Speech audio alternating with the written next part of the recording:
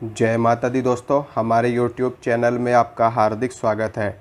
सबसे पहले वीडियो शुरू करने से पहले आपको ये बता दूं, अगर आप इस चैनल पे पहली बार आए हैं, पहली बार मेरी वीडियो देख रहे हैं, तो आप चैनल को सब्सक्राइब कर लीजिए और उसके साथ में जो बेल आइकन है उसको भी दबा लीजिए, ताकि चैनल पे जो भी अपडेट आए, जो भी वीडियो आए या जो भी पोस्ट आए या जो भी जानकारी मैं डालूँ वो तुरंत आपको प्राप्त हो सके। और इसी के साथ चलते हैं, आगे बढ़ते हैं। और आज का जो हमारा प्रश्न है वो ये है कि एक व्यक्ति ने प्रश्न किया था, उन्होंने पूछा था कि वो जब भी पूजा करने के लिए बैठते हैं या फिर मंत्र जाप करने के लिए बैठते हैं तो उनका सिर घूमने लगता है, उनको चक्कर से आने लगते हैं। ऐसा नहीं है कि उनको ज़ोर ज़ोर से सिर घूमने लगे या उनके ऊपर सवारी आ जाए किसी भी तरीके की, लेकिन जाप करते करते उनको अंदर ही अंदर ऐसा फील होता है कि उनका सिर घूम रहा है। तो उन्होंने मुझसे ये प्रश्न किया था, आप मुझे बताइए कि ऐसा क्यों होता है। वैसे तो मैंने उनको कमेंट में ही जवाब दे दिया था, लेकिन उन्होंने कहा था कि आप इसके ऊपर थोड़ा डिटेल में वीडियो बनाइए ताकि मुझको इसका पूरा फंडा समझ में आ जाए। तो चलिए बताता हूँ आपको कि ऐसा क्यों होता है। देखिए, जब कोई व्यक्ति इस क्षेत्र में आता है, साधना के क्षेत्र में आता है, या फिर जो कोई भी व्यक्ति थोड़ी सी ज़्यादा मात्रा में पूजा करने लगता है। पूजा पाठ तो हर कोई करता है, हर कोई मंदिर जाता है, हर कोई कोई ना कोई दीपक जलाता है, कोई धूपबत्ती जलाता है, कोई हनुमान चालीसा पढ़ता है, कोई दुर्गा चालीसा पढ़ता है, कोई भैरव चालीसा पढ़ता है, या फिर कोई शनिदेव के मंदिर में जाकर के शनिवार को दीपक जलाता है, कोई मंगलवार को हनुमान जी के मंदिर में जाता है। ये तो एक सामान्य प्रक्रिया हो गई देवी देवताओं की कृपा प्राप्त करने की। लेकिन जब कोई व्यक्ति ज़रूरत से ज़्यादा पूजा करने लगता है, यानी कि अगर कोई 1 घंटे पूजा कर रहा है डेली के 1 घंटे अगर आप पूजा कर रहे हो, 1.5 घंटे कर रहे हो या 2 घंटे कर रहे हो, तो पूजा करते वक्त आपको ऐसा फील होता है कि आपका सिर घूम रहा है अंदर ही अंदर। या जब आप आंख बंद करके मंत्र का जाप कर रहे हो और अंदर ही अंदर आपको फील होता है कि जैसे आपको चक्कर से आ रहे हैं, और कई बार तो ऐसा बड़ा हल्कापन महसूस होता है बॉडी के अंदर, और आपको बॉडी में सेंसेशन सी फील होती है।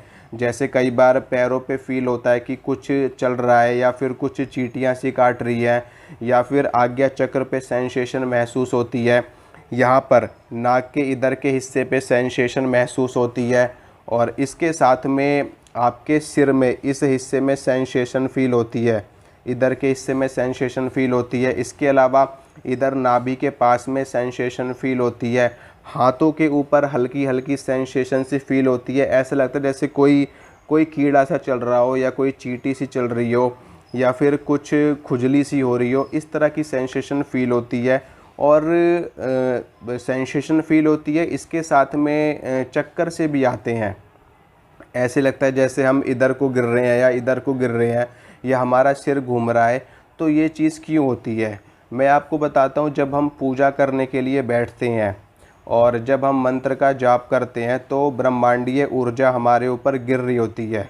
आप इसको ब्रह्मांडीय ऊर्जा भी कह सकते हो, या फिर आप जिस देवी या जिस देवता के मंत्र का जाप कर रहे हो या जिसकी भी आप पूजा कर रहे हो, वो देवी या वो देवता, उनकी ऊर्जा आपको मिल रही होती है। वो ऊर्जा आपको ऊपर से मिल रही होती है, यानी कि आपके ब्रह्मरंध्र पे गिर रही होती है। इसको सहस्रार चक्र कहते हैं, सहस्रदल कमल भी यहाँ पर होता है विराजमान।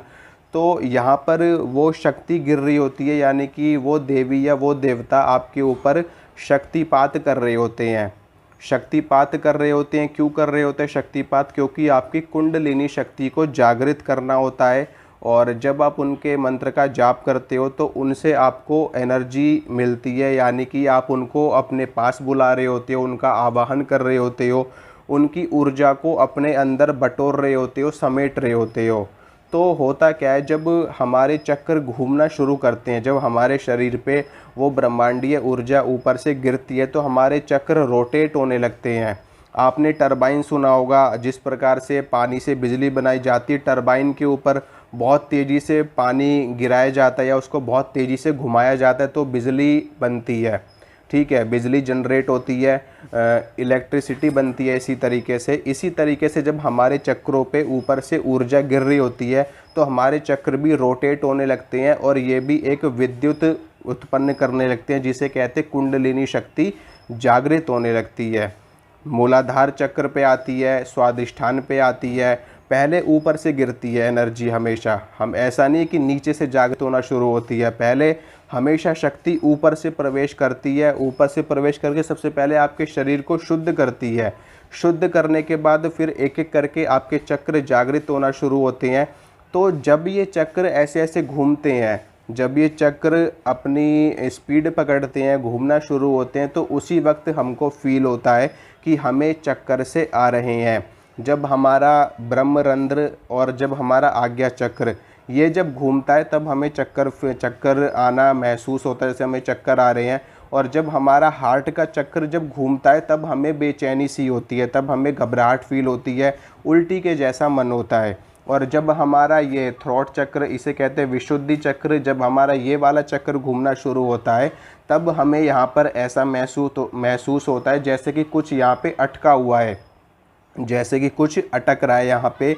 और अगर आप कुछ ली लोगे, कोई भी चीज़ पानी पियोगे, तो भी आपको यहाँ पे ऐसे लगेगा जैसे कोई चीज़ अटकी हुई है, इस तरीके से आपको महसूस होगा। तो ये चीज़ है, ये फंडा है, इसीलिए आपको चक्कर आना महसूस होता है। इसी के साथ में कुछ लोगों ने मुझसे प्रश्न भी किए हैं कमेंट में, तो मैं कुछ उनके जवाब दे दूं थोड़े से प्रश्नों के, कि इसका क्या कौन कौन से प्रश्न किए गए हैं। पहला प्रश्न किया है विभोर धीमन जी ने, सिद्ध कुंजिका का कितना पाठ करें कि हमें इतनी ऊर्जा मिल जाए कि हम अप्सरा साधना कर सकें। इन्होंने प्रश्न किया है सिद्ध कुंजिका के पाठ के ऊपर। तो मैं आपको ये बताना चाहता हूँ कि जो सिद्ध कुंजिका स्त्रोत है, उस स्त्रोत में माता महाकाली, महालक्ष्मी और महासरस्वती तीनों की ही शक्ति विद्यमान है। और वो स्तोत्र इतना शक्तिशाली है कि वो अप्सरा को सिद्ध करने के लिए इस स्तोत्र का पाठ करने की आपको आवश्यकता है ही नहीं। इस स्तोत्र का पाठ उस परिस्थिति में किया जाता है जब आप किसी देवी को सिद्ध करना चाहते हैं, जब आप देवी की साधना कर रहे होते हैं और उनकी साधना करके आप उनकी सिद्धि प्राप्त करना चाहते हैं। तो अप्सरा को सिद्ध करने के लिए आपको सिद्ध कुंजिका पाठ करने की कोई आवश्यकता नहीं है। अप्सरा कोई बहुत बड़ी शक्ति नहीं होती है, ये शक्ति बहुत ही सामान्य शक्ति है और इसको हर व्यक्ति आराम से सिद्ध कर सकता है, कोई ज़्यादा इसमें दिक्कत नहीं आती है। ठीक है, देवी देवता उच्च कोटि की शक्तियाँ होती, उनको सिद्ध करने में समय लगता है, उनको वर्षों का समय लगता है, लेकिन इनको सिद्ध करने में ज़्यादा से ज़्यादा 6 महीने या साल भर में ये सिद्ध हो जाती हैं पूरी तरह से। दूसरा प्रश्न रीनू वर्मा जी ने किया है, प्रेत बाधा दूर करने के लिए कौन से मंत्र का जाप करें। देखिए, प्रेत बाधा, भूत बाधा, चुड़ैल बाधा, इन सभी बाधाओं को दूर करने के लिए सबसे अच्छी 2 शक्तियां काम करती हैं। वो हैं एक तो हनुमान जी और दूसरा माता महाकाली। तो आप हनुमान जी के मंत्र का जाप कर सकते हैं। हनुमान जी के मैंने बहुत सारे मंत्र अपनी वीडियोस में दे रखे हैं, माता काली के भी अनेकों मंत्र दे रखे हैं। इसके अलावा जो मैंने बीज मंत्र दिया था, आप उसका भी पाठ कर सकते हो, क्रीम का या क्रिंग का, तो इससे आपकी प्रेत बाधा खत्म हो जाएगी। तीसरा प्रश्न प्रतीक गुप्ता जी ने किया है कि आप दृष्टि के लिए कोई मंत्र या कोई चीज़ बताएं जो मैं करूं और मुझे दृष्टि प्राप्त हो जाए। इनका कहने का मतलब ये है कि ये थर्ड आई की बात कर रहे हैं। ये कह रहे हैं कि आप कोई ऐसा मंत्र या कोई ऐसा उपाय या कोई ऐसी क्रिया बताइए जिससे इनकी थर्ड आई जागृत हो जाए।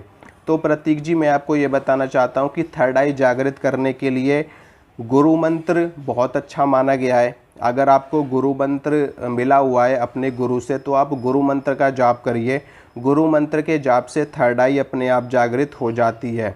दूसरी चीज़, अगर आपको गुरु मंत्र नहीं है तो आप अपने इष्ट देव के मंत्र का जाप करिए। आपके इष्ट देव जो कोई भी हैं, आप उनके मंत्र का जाप करिए। मंत्र का जाप करते करते अपने आप ही थर्ड आई जागृत हो जाती है। इसके अलावा इसके साथ में आप थोड़ी देर त्राटक करिए और थोड़ी देर अनुलोम विलोम का भी अभ्यास करिए, तो इससे थर्ड आई एक्टिवेट होने में आपको बहुत ज़्यादा हेल्प मिलेगी। और त्राटक करिए, थोड़ी देर ध्यान करिए। ठीक है, इससे और भी ज़्यादा सपोर्ट मिल जाएगा, तो और भी जल्दी आपकी एक्टिवेट हो जाएगी।